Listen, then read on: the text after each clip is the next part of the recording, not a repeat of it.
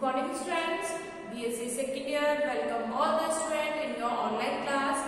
जैसा कि आप सभी को पता है हम जूलॉजी पढ़ते हैं और जूलॉजी में आज हम पढ़ेंगे हमारा नया फर्स्ट पेपर, यानी कि आज से हम हमारे फर्स्ट पेपर को स्टार्ट कर रहे हैं जो कि कौन सा है हमारा अकशेरुकियों की संरचना व कार्य की structure and function of the invertebrates.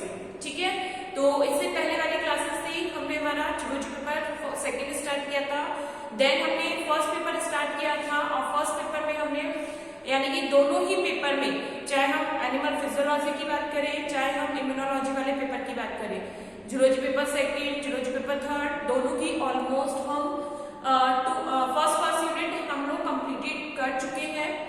ठीक है, जो ह्यूमन फिजियोलॉजी है यानी कि जो हमारा जूलॉजी पेपर सेकेंड है उसका कंप्लीट पोर्शन यानी कि उसकी जो नेक्स्ट यूनिट होगी सेकेंड यूनिट वो मैं आपको ही करवाऊंगी। देन आपकी जो थर्ड यूनिट आती है बायोकेमिस्ट्री वो आपको कोई और टीचर करवाएगा। ठीक है, नेक्स्ट अगर हम बात करते हैं इम्यूनोलॉजी की, तो इम्यूनोलॉजी की फर्स्ट यूनिट हम ऑलरेडी कर चुके हैं, उसकी सेकेंड एंड थर्ड यूनिट आपको कोई और जो टीचर है वो करवाएगा। सेकेंड थिंग और है कि जो आपका बायोकेमिस्ट्री है और साथ के साथ आपका बायोटेक्नोलॉजी है, ये दोनों टॉपिक्स जो है वो आपकी बॉटनी में भी आते हैं और दोनों में ही ये सिमिलर है। केवल डिफरेंस क्या हो जाएगा, केवल बायोटेक्नोलॉजी में ये होगा कि हम वहां प्लांट टिश्यू कल्चर के बारे में स्टडीज करते हैं और यहाँ हम जो पढ़ेंगे वो एनिमल टिश्यू कल्चर के बारे में पढ़ेंगे। केवल इतना सा डिफरेंस है, अदरवाइज जो भी टेक्निक्स वगैरह होती हैं वो हमारी सेम चलती है। तो बायोटेक्नोलॉजी यानी कि जैव प्रौद्योगिकी और बायोकेमिस्ट्री यानी कि जैव रसायन, ये दो यूनिट ऐसी हैं जो आपकी बॉटनी में भी है और आपकी जूलॉजी में भी है और दोनों में से ही क्वेश्चंस आपसे पूछे जाते हैं। ठीक है, तो आज हम हमारा एक नया पेपर स्टार्ट कर रहे हैं। ये पेपर अगर आप अंडरस्टैंड करके पढ़ेंगे तो बिल्कुल जो हमारी फिजियोलॉजी है उस इसके अकॉर्डिंग है, लेकिन थोड़ा सा डिफरेंट है। अगर आप लोगों ने फर्स्ट ईयर में सारे के सारे इनवर्टिब्रेट्स के बारे में कुछ पढ़ा है तो उनके बारे में डीप स्टडी आपको इस बुक में मिलेगी। ठीक है, कि हमने जैसे फर्स्ट ईयर में हमने इनवर्टिब्रेट एनिमल के अकशेरुक जीवों के संघ पढ़े थे, प्रोटोजोआ पढ़ा था, पॉरीफेरा पढ़ा था, सिलेंट्रेटा था, फिर हमने पढ़ा था उसमें प्लैटीहेल्मिन्थीज, एस्केहेल्मिन्थीज, इसके अलावा एनेलिडा, ऑर्थोपोडा, मोलस्का एंड इनकाइनोडर्मेटा, ये हमने अलग अलग 9 संघ पढ़े थे और इन 9 संघ के बारे में हमने जनरल इंट्रोडक्शन हमारे फर्स्ट ईयर में लिया था। डीप इंट्रोडक्शन या हम कहें इनके बारे में जो डीप स्टडी हम पढ़ते हैं वो हम हमारे सेकेंड ईयर में पढ़ते हैं। तो ये हमारी पूरी की पूरी बुक किन पे एनिमल्स पे बेस्ड है, ये पूरी बुक हमारी इनवर्टिब्रेट्स एनिमल की स्टडीज पर बेस्ड है। उनकी पूरी फिजियोलॉजी, उनके स्पेशल कैरेक्टर्स, क्या क्या सेपरेटिव मिलता है, क्या उनमें कॉमन मिलता है, उन सभी के बारे में हम इस बुक में स्टडी करेंगे। तो फर्स्ट ऑफ ऑल हम इसका नेम देखते हैं, सिलेबस देखते हैं कि 3 यूनिट्स में जो हमारा सिलेबस है उसमें कौन कौन से चैप्टर है और हमको क्या क्या पढ़ना है। ठीक है, तो हमारे पेपर का क्या नाम है, हमारा जो पेपर फर्स्ट है इसका नाम क्या है, ये है हमारा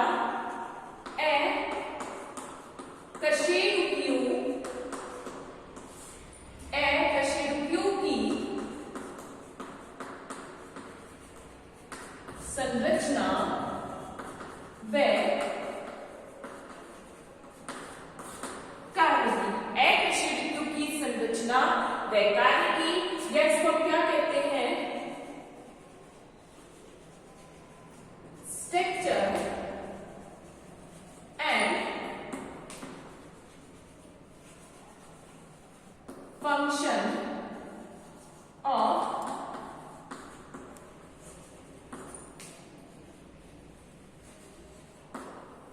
structure and function of invertebrates.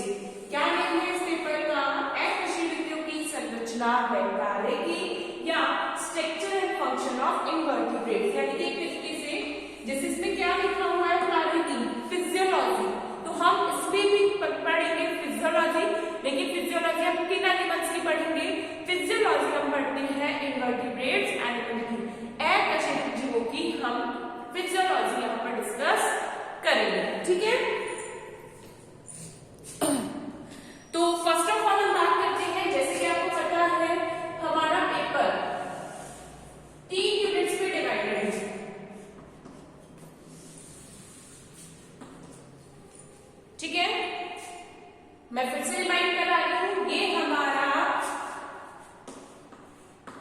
Zoology paper first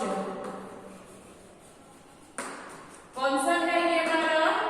zoology paper first. Zoology paper second कौन सा है हमारा? एनिमल फिजियोलॉजी या जंतुकारिकी।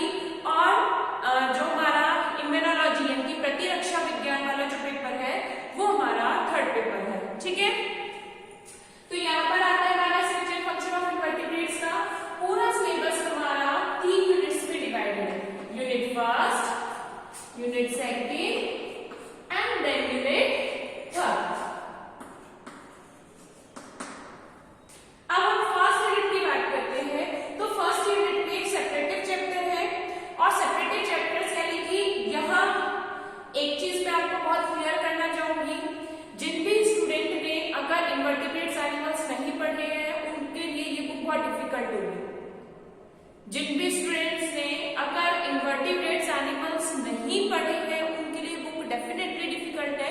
क्यों? क्योंकि उन एनिमल के बारे में अगर जानते ही नहीं है तो उनके बारे में स्टडी कैसे करेंगे। तो पहले आपको इनवर्टिब्रेट्स एनिमल के बारे में कुछ ना कुछ चीजें डेफिनेटली पता होना चाहिए, यानी कि प्रोटोजोआ, पॉलीफेरा, स्लेंड्रेटा, इन एनिमल्स के बारे में जनरल इंट्रोडक्शन आपको पता होना चाहिए। अगर आपको वो पता है तो आप इस बुक के जो चैप्टर्स है बहुत आसानी से पढ़ सकते हैं। तो जो हमारा फर्स्ट यूनिट है इसमें जो चैप्टर आते हैं ये है हमारे कुछ डिफरेंशिएटेड चैप्टर है।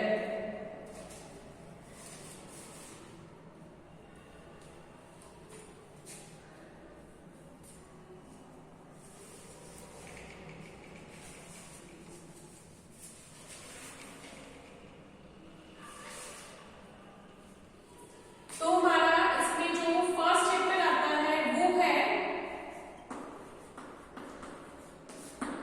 प्रचलन या गमन। प्रचलन या गमन जिसको हम कहते हैं लोकोमोशन।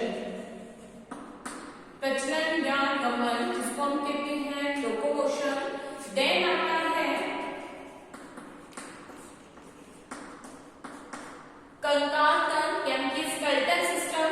अब देखो ये भी लोकोमोशन है तो लोकोमोशन यानी कि हम सभी इनवर्टिब्रेट एनिमल्स की बात करेंगे। स्केलेटन। देन थर्ड इसमें आता है हमारा ये आता है तंत्रिका तंत्र।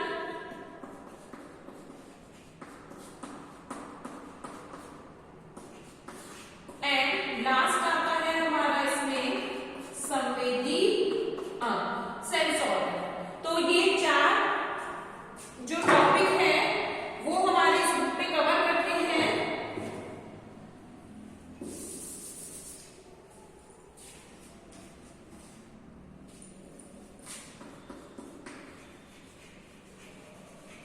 नर्वस सिस्टम,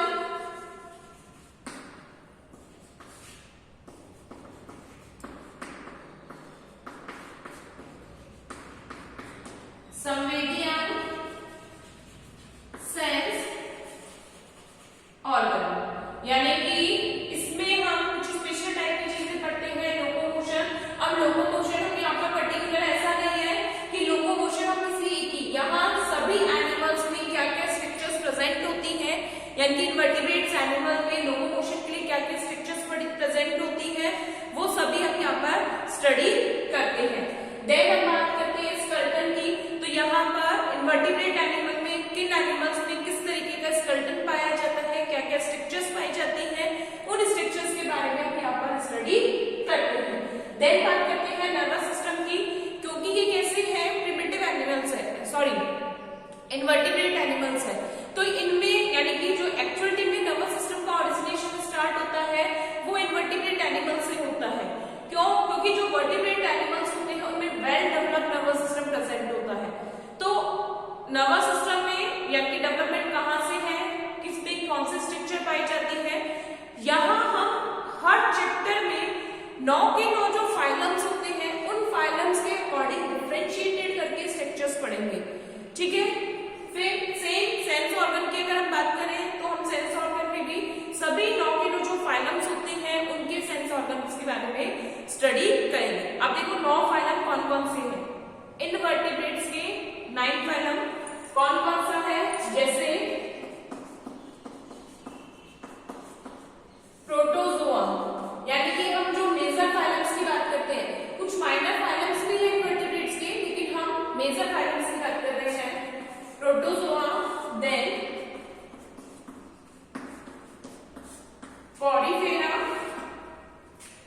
देन सिलेंड्रेटा, ये किसको हम बोलते हैं, निडेरिया, निडेरिया यानी जिसमें हमने टीलोफोरा और सिलेंड्रेटा दोनों दिखे थे। देन प्लेटीहेलमिन्थीज,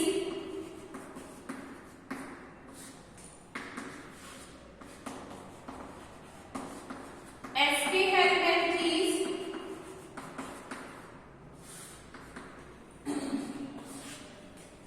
एनेलिडा,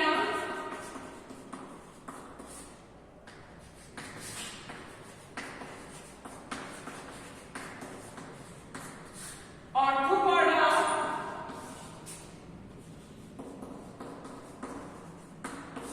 मोलस्का,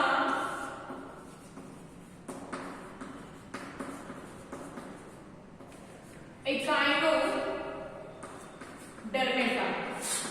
ठीक है, ये 99 फाइलम्स मैंने आपको फर्स्ट ईयर में करवाए थे। तो इन 9 फाइलम्स के जो भी रिप्रेजेंटेटिव एनिमल्स होते हैं उनके बारे में हम यहाँ पर स्टडी करेंगे। जैसे प्रोटोजोआ में हम कौन कौन से पढ़ते हैं, हम यूग्लिना पढ़ते हैं, अमीबा पढ़ते हैं, पैरामीशियम्स होता है, इनको हम किसमें पढ़ते हैं, प्रोटोजोआ में पढ़ते हैं।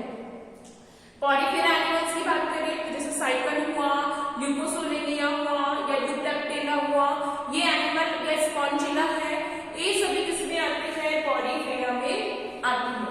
सिलेंड्रेटा एनिमल्स की बात करें तो सिलेंड्रेटा एनिमल्स में हम कौन कौन पढ़ते हैं, हाइड्रा हुआ, जेलीफिश है, मेट्रीपोरा, सी एनीमोन, प्लैनेटुला, एल्साइनियम, ये बहुत सारे एनिमल्स इसमें आते हैं, सिलेंड्रेटा में आते हैं। निडेरिया या हम कहें टीलोफोरा का हमने केवल एक एनिमल पढ़ा है, कौन सा, बैरोड। फिर हम बात करते हैं प्लैटीहेलमिन्थीज में। प्लैटीहेलमिन्थीज में हम स्पेशली 2 एनिमल्स की बात करते हैं, एक बात करते हैं फेसियोला की और सेकंडली बात करते हैं टीनियासोरियम की। एस्केहेलमिन्थीज की बात करें तो एस्केहेलमिन्थीज में हम इसका वेल नोन रिप्रेजेंटेटिव जो बात करते हैं वो आता है एस्केरिस। एनेलिडा की बात करें तो एनेलिडा एनिमल का, एनेलिडा में जो आता है जैसे अर्थवर्म हमने पढ़ा, और इसके अलावा जो जॉब होता है यानी लीच, इसके अलावा नेरिस की तरफ बात करते हैं। नेरिस हमने फर्स्ट ईयर में उसके पैरापोड्स की स्लाइड्स भी बनाई हुई है। ऑर्थोपोडा में बहुत वैरायटी आप कह सकते हैं इनवर्टिब्रेट का। सबसे बड़ा जो फाइलम आता है वो कौन सा आता है, ऑर्थोपोडा, जिसके मेंबर में यानी कि जितने भी इंसेक्ट्स आते हैं सभी इसमें आएंगे। अगर हम बात करें कॉकरोच है वो भी इसी में आता है, या अगर हम कहें क्रैब आता है, लोकट्स आता है, सबके सब किसमें आते हैं, ऑर्थोपोडा में। मोलस्कन एनिमल्स की बात करें तो मोलस्कन में जैसे ऑक्टोपस है, लॉलीगो हो गया, यूनियो है या लेमिलिडेन्स है, ये एनिमल्स इसमें आते हैं, ये मोलस्कन एनिमल्स में आते हैं। इकाइनोडर्मेट्स की बात करें, इकाइनोडर्मेट स्टारफिश इसका वेल नोन रिप्रेजेंटेटिव है। इसके अलावा अगर हम बात करें होलोथूरिया है, कुमेरिया है, पेंटाडॉन हो गया या पेंटासिरोस, किसके मेंबर है, ये सारे के सारे इकाइनोडर्मेटा के मेंबर हैं। तो हम ये इन 9 फाइलम्स के बारे में यानी कि उनमें जो एनिमल्स होते हैं उनके बारे में हम इस पूरी में स्टडी करेंगे। ठीक है, तो फर्स्ट यूनिट में यानी कि लोकोमोशन इन एनिमल्स में कौन कौन से लोकोमोटरी ऑर्गन प्रेजेंट होते हैं, प्रचलन के लिए यानी कि गमन के लिए कौन कौन सी संरचनाएं मिलती हैं। देन स्केलेटल सिस्टम की बात करें, इन सभी फाइलम्स में स्केलेटन के लिए यानी कि इनमें चाहे बाह्य कंकाल मिल रहा है, आंतरिक कंकाल मिल रहा है, क्या संरचनाएं पाई जा रही है वो हम पढ़ेंगे। नर्वस सिस्टम की बात करें, नर्वस सिस्टम के में क्या पाया जाता है, कौन कौन सी तंत्रिकाएं पाई जाती हैं, उन सभी के बारे में हम स्टडी करते हैं। सेंस ऑर्गन में भी यानी कि सेंस ऑर्गन के लिए, यहाँ सेंस ऑर्गन के लिए स्पेशली है, क्यों, क्योंकि कुछ एनिमल कैसे हैं, मैराइन है, कुछ एनिमल कैसे हैं, टेरेस्ट्रियल यानी कि कुछ जलीय है, कुछ स्थलीय है, कुछ वायवीय है। तो उनमें हर तरह के एनवायरनमेंट के लिए क्या स्पेशल स्ट्रक्चर्स पाई जाती हैं। देखो एक चीज है, यहाँ पर हम इस बुक में ये सारी चीजें डिफरेंशिएटेड करके क्यों पढ़ रहे हैं, उसका रीजन है। हम अगर बात कर रहे हैं, हम वर्टिब्रेट एनिमल्स में आते हैं, हम हमारे सेंस ऑर्गन में बात करते हैं तो एनिमल्स में आंख मिलती है, नोज मिल रही है, ईयर्स मिल रहे हैं, स्किन मिल रही है। ठीक है, यानी कि कॉमनली स्ट्रक्चर्स प्रेजेंट होती है। लेकिन यहाँ जो ये डिफरेंशिएटेड चीज मिलती है, कॉमन चीज नहीं मिलती है, इसलिए हम इन चीजों को डिफरेंशिएटेड करके पढ़ रहे हैं। ठीक है, समझ में आया? देन हम आते हैं हमारी सेकंड यूनिट पर। आप अपना सिलेबस नोट डाउन कर सकते हैं, क्योंकि कौन से स्टूडेंट्स ये मतलब कि जब मैं कॉल करती हूँ तो मुझसे ये कहते हैं कि हमें बताया कि आपने नोट डाउन करना है, तो ये चीज मैं मेरे लिए नहीं लिखती हूँ, ये आप लोगों के लिए है। ठीक है, नेक्स्ट, अब अगर हम हमारी सेकंड यूनिट की बात कर रहे हैं तो इसकी कंप्लीट जो सेकंड यूनिट है वो एक तरीके से इन एनिमल्स की फिजियोलॉजी है। ठीक है, जो सेकंड यूनिट है वो इनवर्टिब्रेट एनिमल्स की फिजियोलॉजी पर बेस्ड है। तो इसमें कौन कौन से आते हैं? इसमें आते हैं हमारे जो फर्स्ट आता है इसमें पोषण व पाचन तंत्र, यानी कि न्यूट्रिशन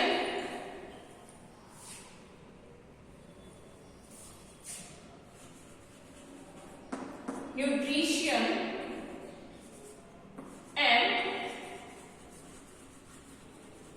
डाइजेस्टिव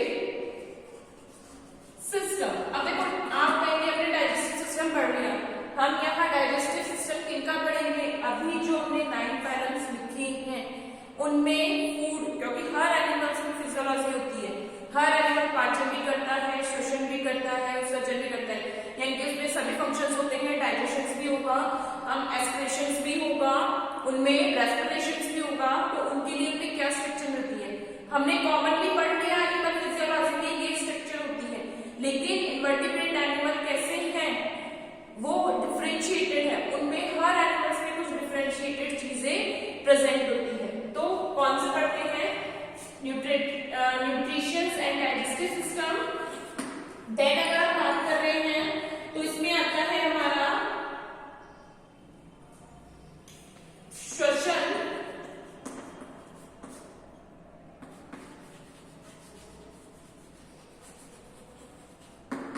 रेस्पिरेशन, फिर आता है हमारा इसमें उत्सर्जन,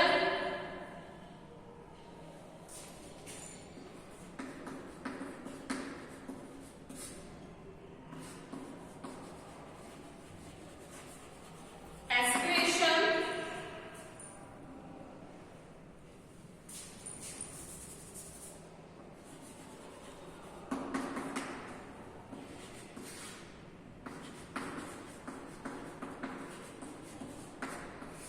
परिसंचरण, यानी कि सर्कुलेशन एंड प्रजनन, ये जिसको हम कहते हैं रिप्रोडक्शन। ठीक है, तो ये हमारी सेकंड यूनिट है जिसमें ये हमारे चैप्टर्स आते हैं। कौन कौन सा? Digestive system, respiratory system, excretory system, circulatory system and reproductive system. यहाँ हम हर एनिमल का सेपरेटली सब चीज स्टडी करेंगे, चाहे रेस्पिरेटरी सिस्टम की बात करें, चाहे सर्कुलेटरी सिस्टम की बात करें, सब चीजें हम डिफरेंशिएटेड करके ही पढ़ेंगे। ठीक है, ये हमारी सेकंड यूनिट है। अब हमारी आती है थर्ड यूनिट पे, जो सबसे अगर हम बात करें बड़ी जो यूनिट है, वैसे तो हमारी जो अगर स्टडी के तौर पे कहें तो हमारी ये यूनिट बड़ी है, चैप्टर वाइज अगर हम कहें तो हमारी सबसे बड़ी यूनिट कौन सी है? Third unit. और सबसे ज्यादा इजी भी हमारी यही यूनिट है।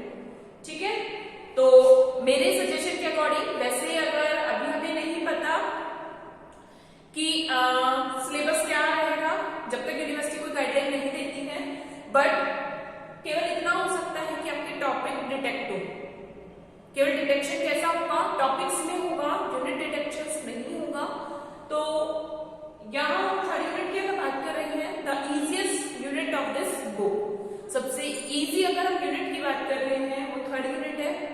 और सबसे अच्छी बात ये है कि इसका हर चैप्टर अपने अपने सेल्फ क्वेश्चन है, यानी कि हर चैप्टर छोटा है और वो अपना खुद का एक क्वेश्चंस लेके आता है। डेफिनेटली यहाँ से बहुत क्वेश्चंस पूछे जाते हैं। अगर आप यूनिट पैटर्न फॉलो होता है तो मेरा सजेशन ये होगा कि आप थर्ड यूनिट बहुत अच्छे से तैयार करें।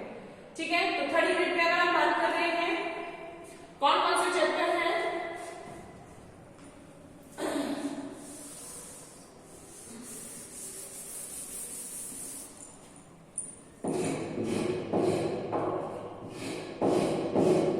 तो थर्ड यूनिट में हमारा आता है जैसे first chapter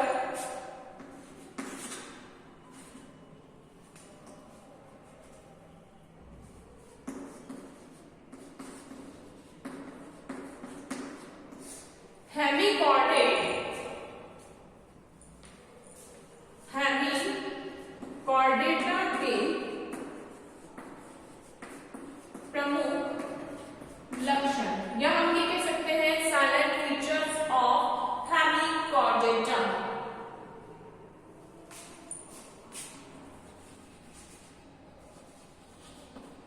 silent feature of Hemichordata.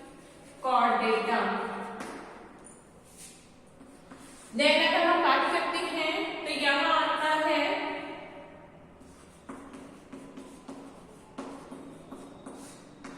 Porifera में नाल तंत्र। ठीक है, या हम ये कह सकते हैं, इसको हम कहते हैं स्पंजों में नाल तंत्र का उद्भव विकास।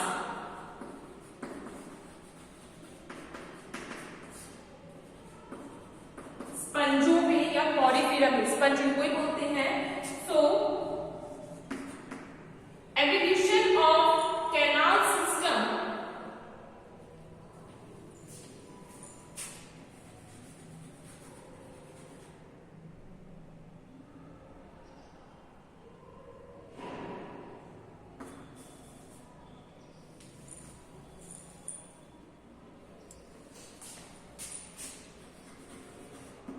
evolution of canal system in sponge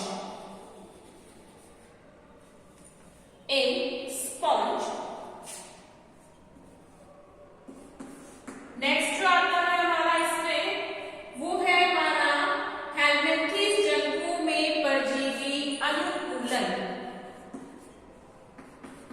हेलमिंथेस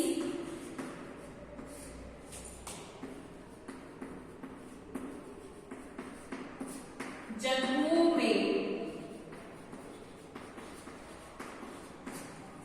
परजीवी अनुकूलन, यानी कि यहाँ पर जैसे हमने पढ़े हेलमिंथेस कौन से हैं, एस्के हेलमिंथेस और प्लेटी हेलमिंथेस। तो दोनों ही एनिमल्स, या हम कहें दोनों ही फाइलम के जो एनिमल्स होते हैं या तो एक्सोपैरासाइटिक है या एंडोपैरासाइटिक, यानी कि या तो बाह्य परजीवी है या अंतः परजीवी है। तो दोनों ही कैसे हैं, परजीवी है। और परजीवी होने के लिए उनमें क्या क्या अडेप्टेशंस मिलते हैं, क्या क्या चीजें मिलती है जिनके थ्रू वो अपना लाइफ सर्वाइव करते हैं, उनको हम पढ़ते हैं। तो इसमें हम लिखेंगे द पैरासाइटिक एडेप्टेशन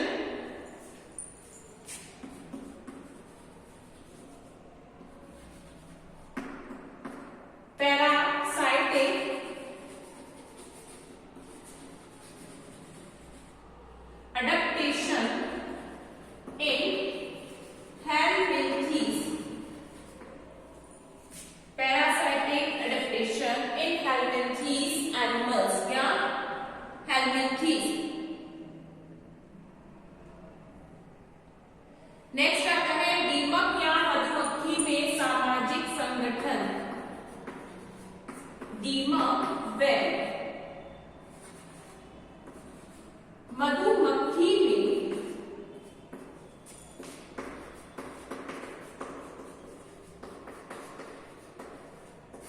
सामाजिक संगठन, यानी कि social organisation in honey bee and termite.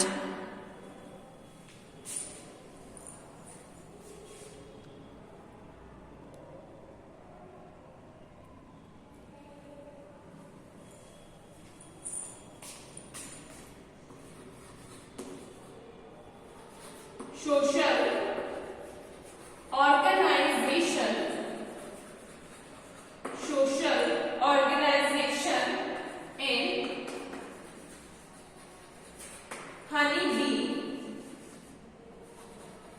And termites. Termite और हनी में किस तरह का सोशल ऑर्गेनाइजेशन पाया जाता है वो हम पढ़ते हैं। नेक्स्ट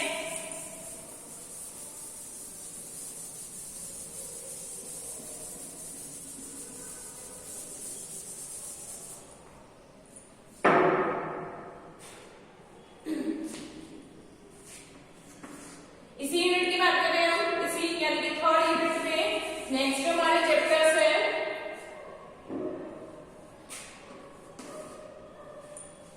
वो आता है हमारा कीटों में प्रत्यक्ष व अप्रत्यक्ष परिवर्तन।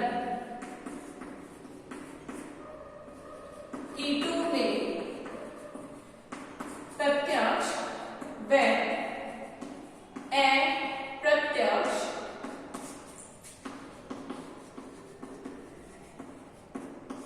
परिवर्तन, यानी कि डायरेक्ट और इनडायरेक्ट, डायरेक्ट और इनडायरेक्ट डेवलपमेंट इन इंसेक्ट्स।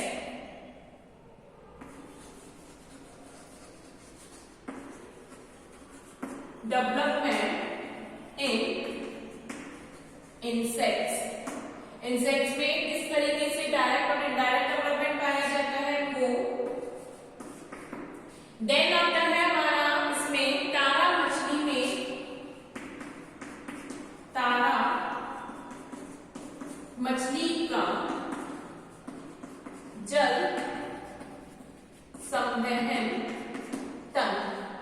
आप एक चीज और देखो, दो है, यहाँ कैनाल सिस्टम पढ़ रहे हैं, यहाँ वाटर वेस्कुलर सिस्टम है।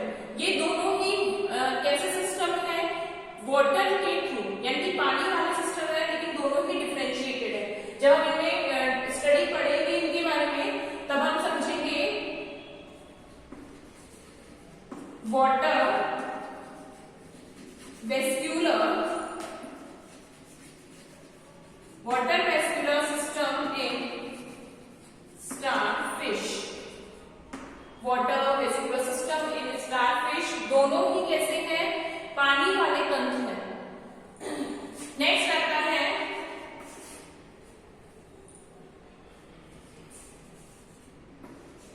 कहोगे मैडम को एबीसीडी भी नहीं आती।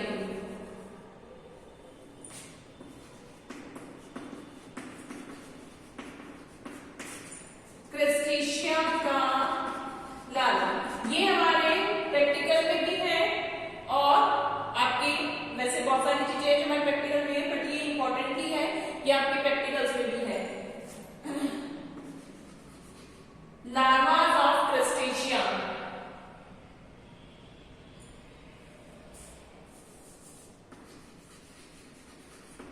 Larva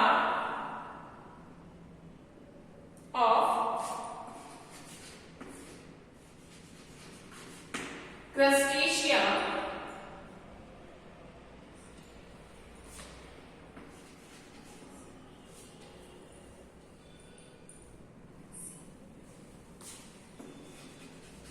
crustaceans, and last topic of this unit is the crustacean में परजीविता।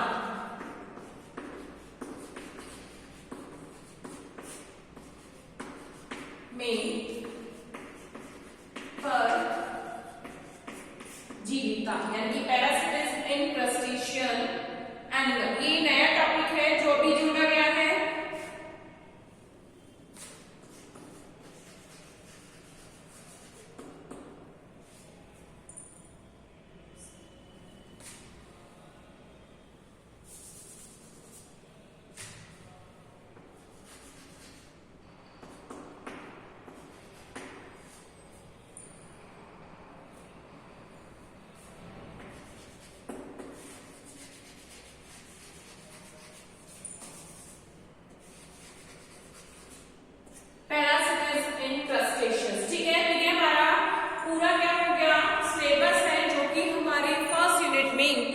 होता है।